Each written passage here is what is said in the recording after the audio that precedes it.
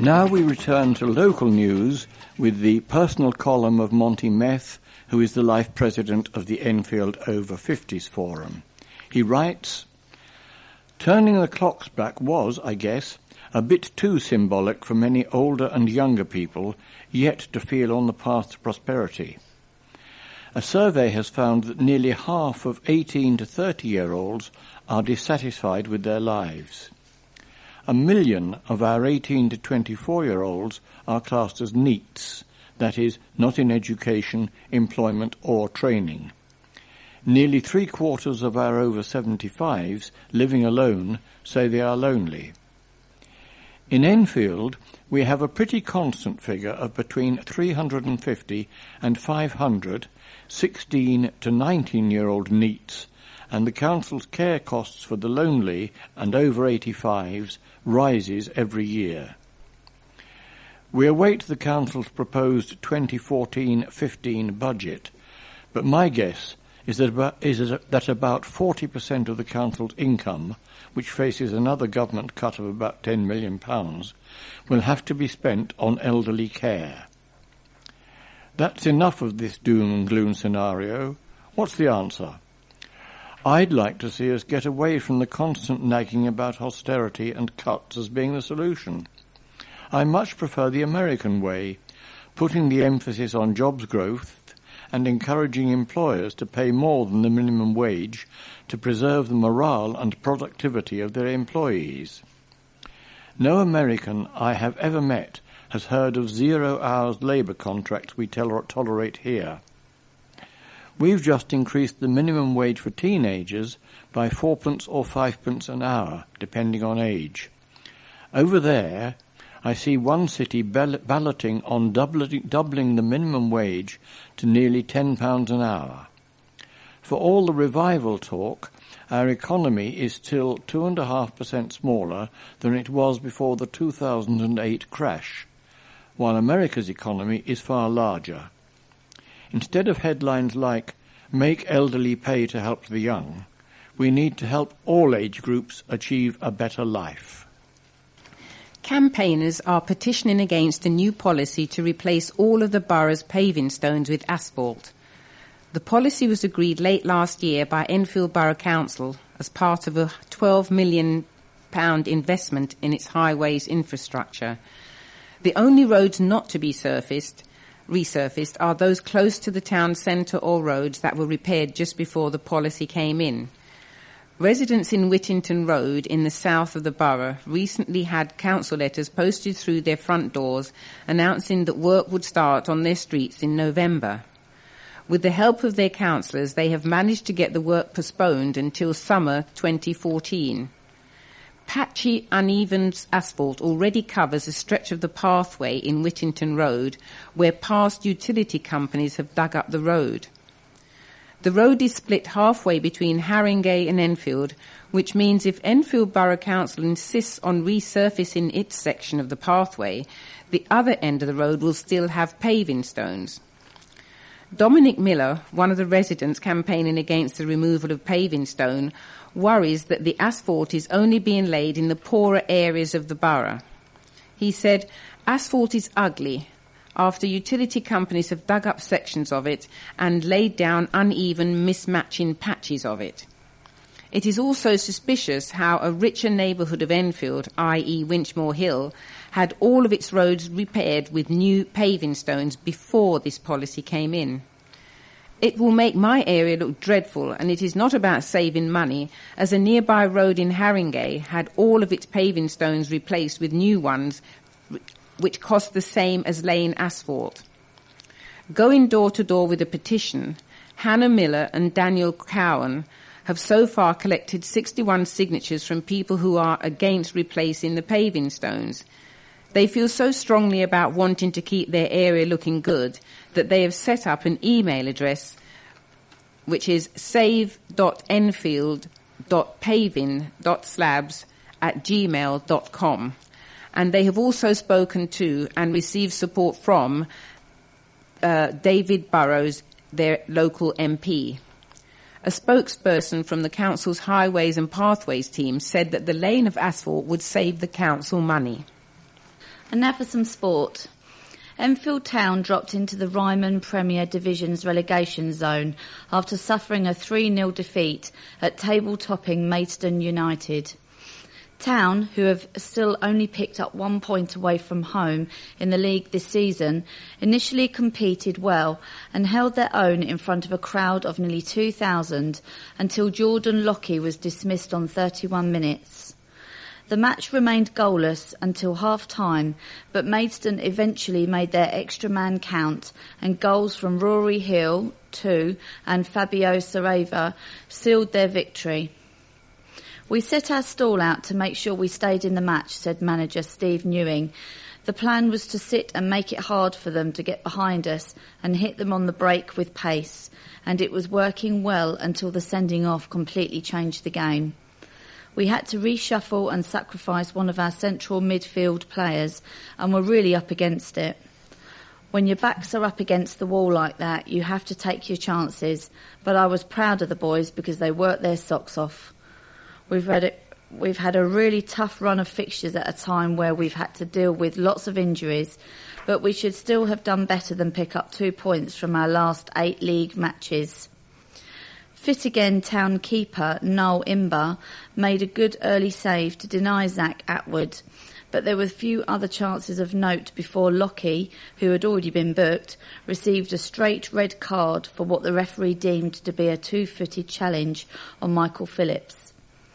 The 10 men held firm for the rest of the first half, and they continued to frustrate Maidstone until the 59th minute, when Hill pounced on an error from Corey Whiteley to fire home.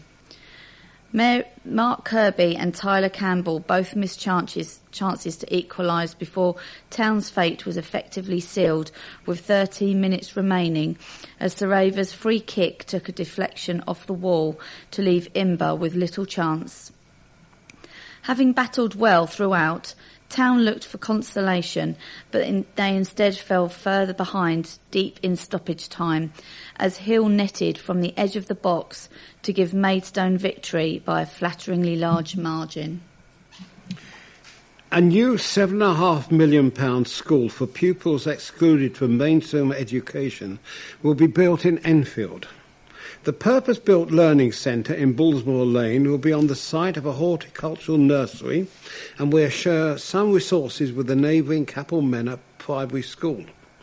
The new school is for 100 pupils aged 11 to 16 to use the building at any one time, although it will cater for 150 pupils, as some pupils will attend college or another provision in the borough on some days. Enfield Borough Council's cabinet members approved proposals for the new learning at a cabinet meeting earlier this month. Councillor Aoife Orhan, cabinet member for children and young people, said she was proud of the plan to support students who need extra help. She said we must never write off our children. They can all learn and all have something to offer. The quality of the building and the resources it will offer will improve learning and will help those pupils to move back into mainstream schools. It will show them that they are valued.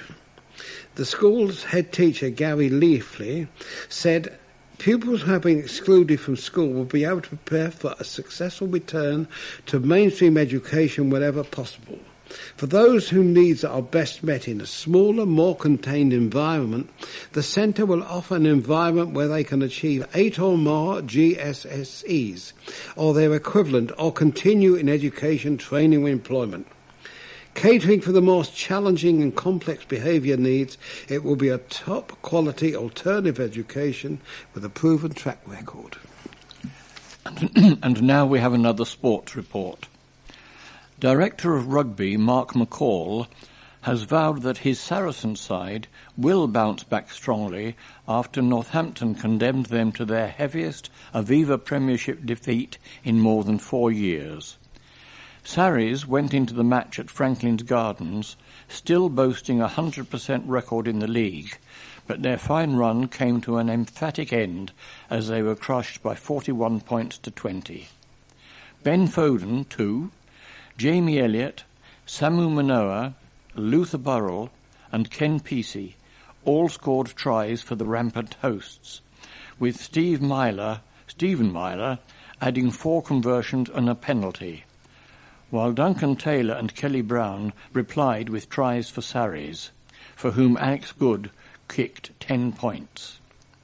McCall admitted that Saracens' performance had not been good enough and claimed that they were determined to put things right when they host Newcastle on this coming Sunday at 3 p.m. This team hasn't lost 2 games in a row very often, so we just have to make sure that we get things right next week and bounce back from it, he said. There are no excuses from us whatsoever. We were confident that we could go to Northampton and give a much better showing than we did. Our set piece was poor, and we conceded some soft, long-range tries. We are a very good defensive side, but we gave away some poor tries. We made too many individual errors that proved costly. It was a pretty bad day, but I thought they were outstanding. We know when you go to Northampton, you have to get the foundations of your game right.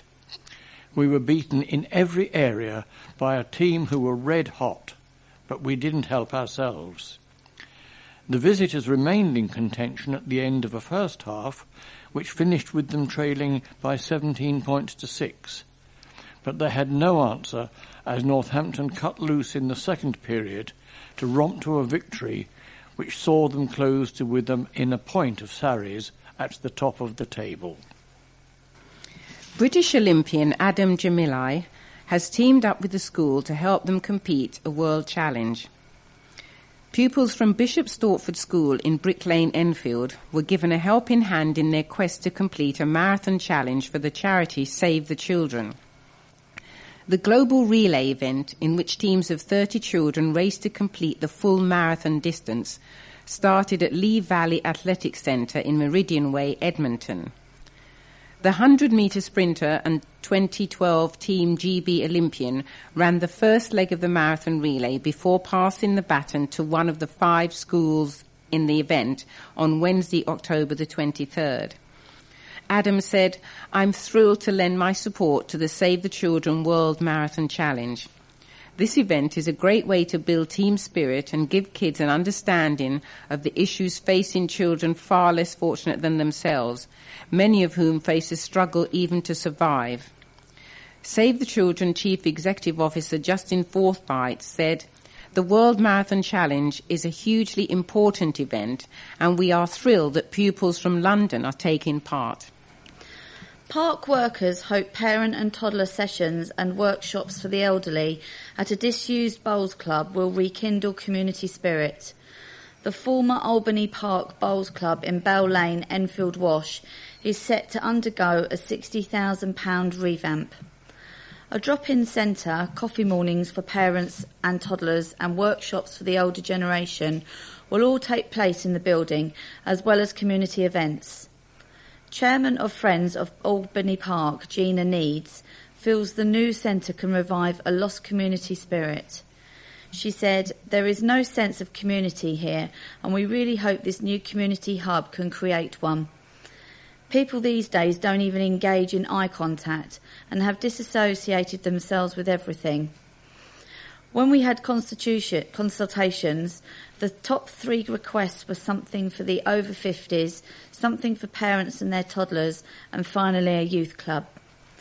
Sherry Gateson of Castle Road, which is next to the park, is delighted the former club can be put to good use and is relieved that someone in the borough is showing some initiative to revitalise the area. Enfield Borough Council Planning Committee approved the plans at a meeting held at the Civic Centre in Silver Street last week. Building work is set to begin after Christmas and is expected to take 4 to 5 weeks to complete. Ms Needs said, "We've managed to secure funding from Enfield Residents Priority Fund, and we will be kitting everything out, ensuring all doors can accommodate disabled people and improving the toilet facilities." We earlier described a firework display on the 9th of November at Carter Hatch Junior School.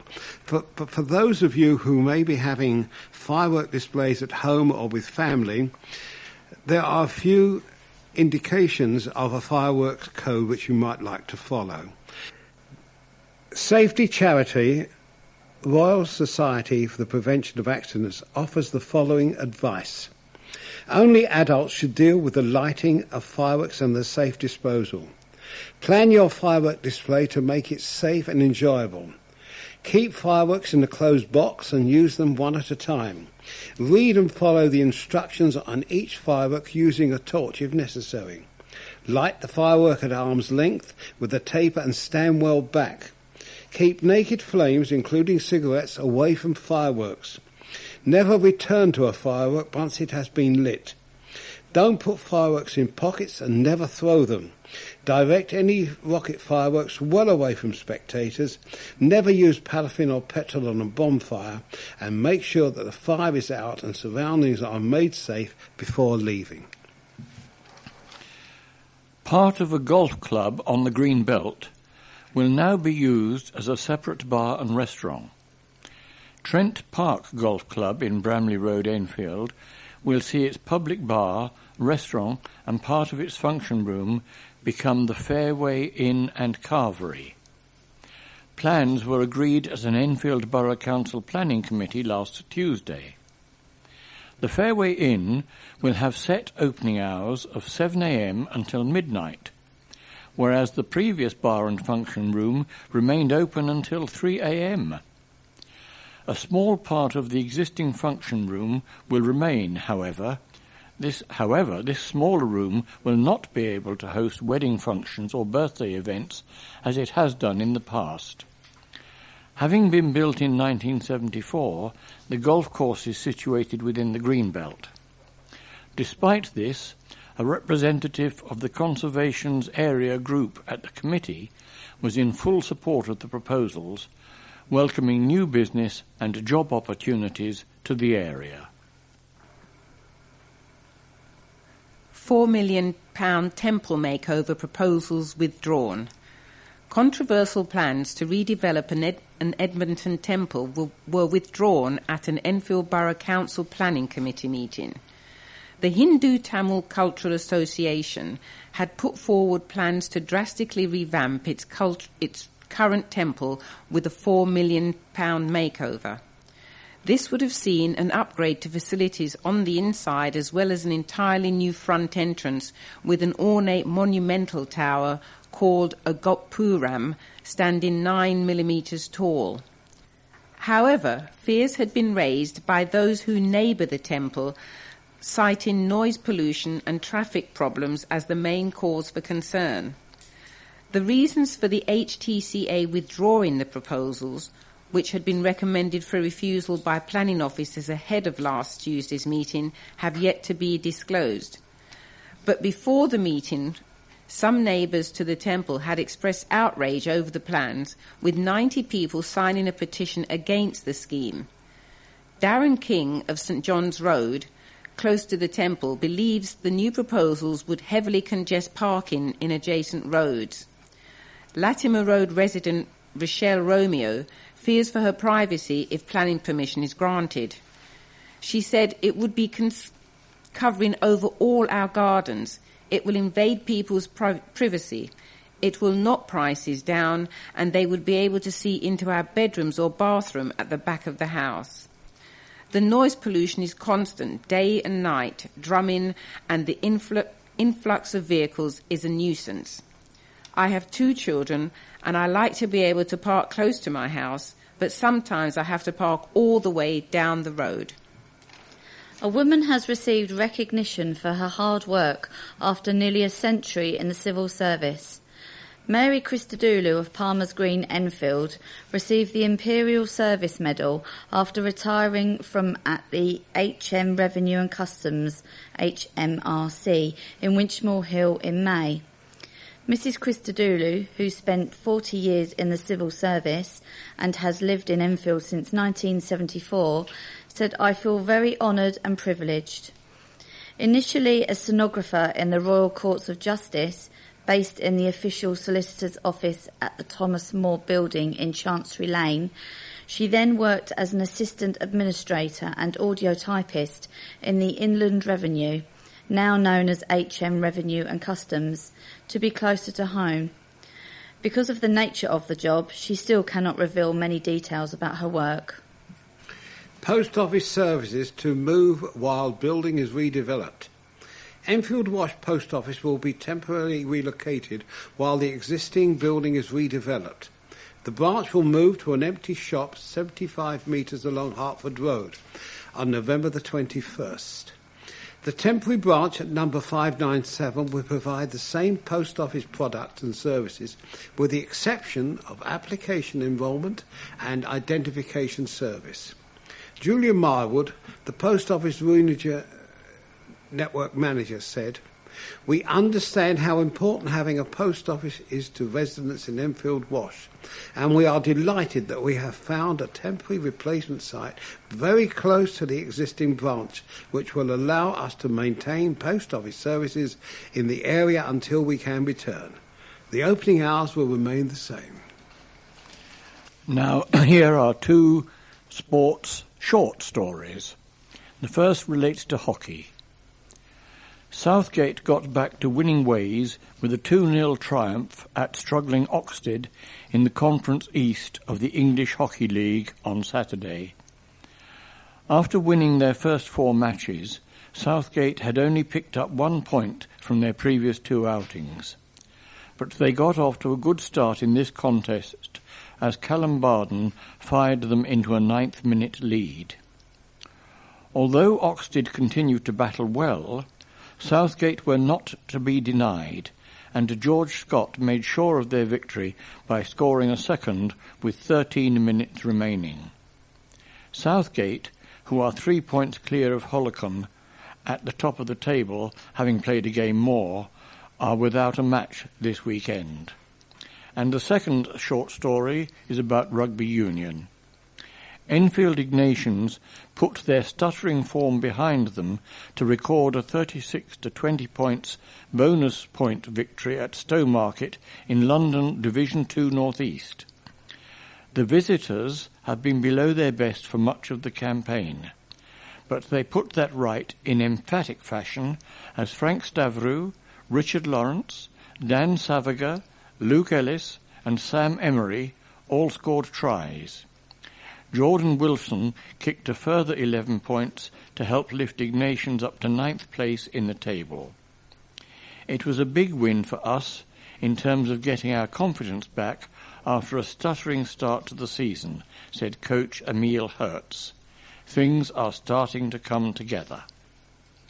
6-time British Open champion and one of the UK's greatest squash players, Jonah Barrington, believes Enfield's Adrian Waller has the credentials to succeed at the top of the world game.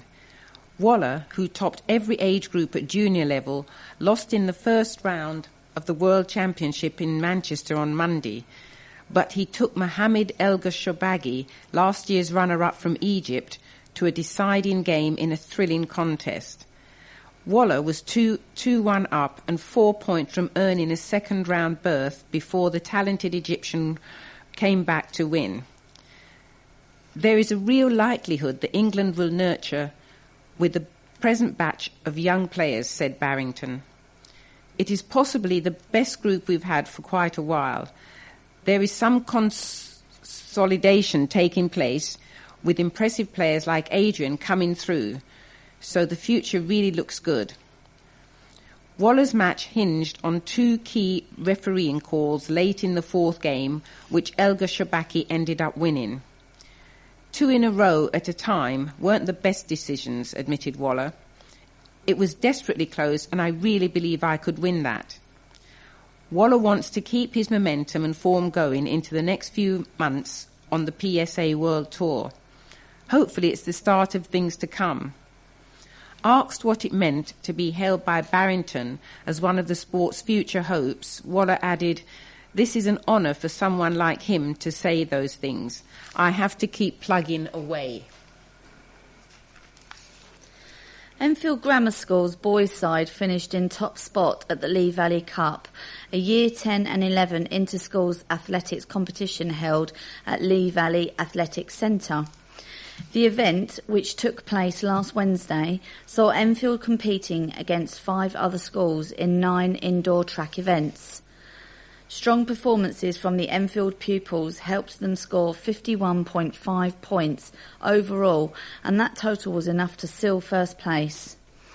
Lee Valley Athletics Centre manager Mick Bond said congratulations to Enfield Grammar School for taking home first place and for achieving over 50 points, a result to be proud of. This competition attracts interest from schools located in and around London, Hertfordshire and Essex. We hope to see a further increase in schools participating in next year's competition.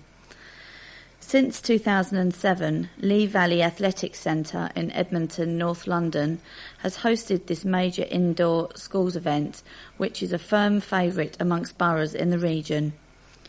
Held in after-school hours, the format for this year's competition consisted of 2 preliminary qualifying heats, with 8 schools making it through to the final. Schools from Watford, Havering, Dartford, Enfield, Newham, Castle Point and Tower Hamlets took on the challenging final.